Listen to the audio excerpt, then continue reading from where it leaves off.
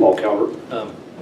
Let me clarify a little bit about kind of the reason why this bill was written.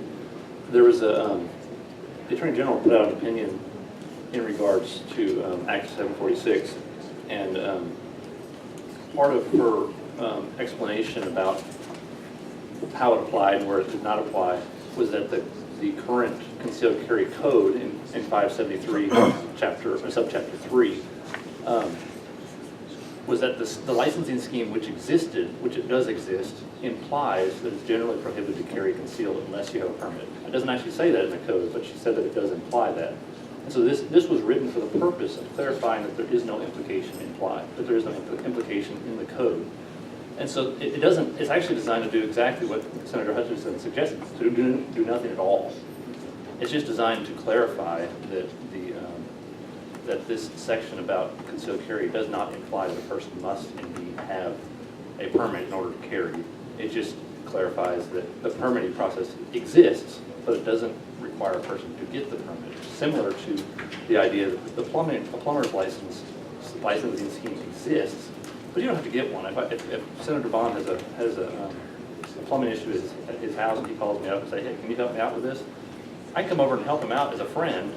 If I don't charge him anything, there's no issue with me not having a plumber's license. I can do the same thing with electricity or anything else really.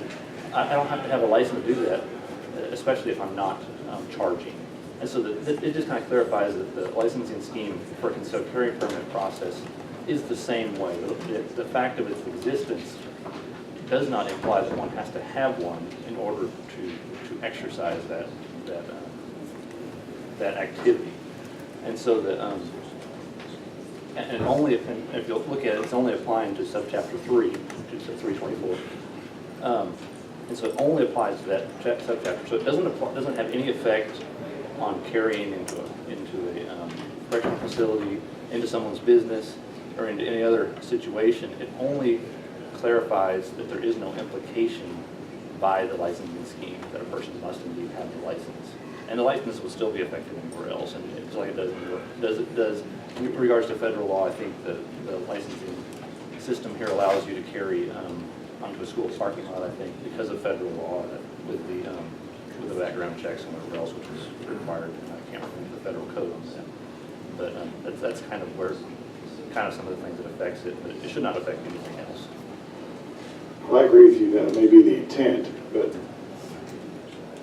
how does it, I mean, if it implies that you don't have to be licensed, then it would also imply that you don't have to follow the restrictions in the licensing program. There are no restrictions in the licensing program as far as criminal codes go. There are restrictions. There are restrictions where you can and can't take a concealed carry. So if it's implying that you're not required to have a license, and that it says that you can carry anywhere without a license, concealed or unconcealed, then it seems like it's saying you're not subject to not only a license, you're not subject to the restrictions that the licensing imposes on you. Well, I think you're right, except I don't have a license, so I'm not subject to any of the prohibited places in subchapter 3 in this case, because they're not exactly prohibited places. It's worded as a person with a concealed carry permit is not authorized to carry in these places. That's not a prohibition, it's just a lack of authorization. And so it's not a criminal offense for a person with a concealed carry permit to say to carry in church without permission from the leadership, although it might violate their rules that they agreed to under the terms of obtaining the permit. And so in that respect, they're kind of prohibited places, but it's not a criminal offense that might cause them to lose their license. Although the bill that was passed earlier this session, I think that was the one you're referring to, it clarifies that a permit cannot be taken away unless there's an actual criminal offense that goes on.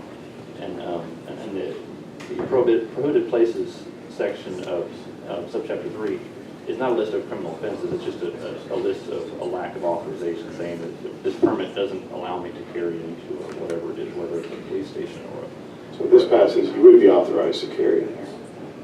No, it's not a lack of authorization. It's not an express authorization. It's a lack of prohibition. Okay. And well, because we don't make laws to authorize behavior, generally speaking. I mean, there's no law authorizing me to wear shoes in the Capitol, but we make laws to prohibit behavior, generally speaking. So that, and that's where Act 746 comes in, is it removed the prohibition. So there's now no prohibition, there's no express permission aside from the Second Amendment, but there's no express authorization, and a lack of express authorization does not imply prohibition. Okay, any other questions?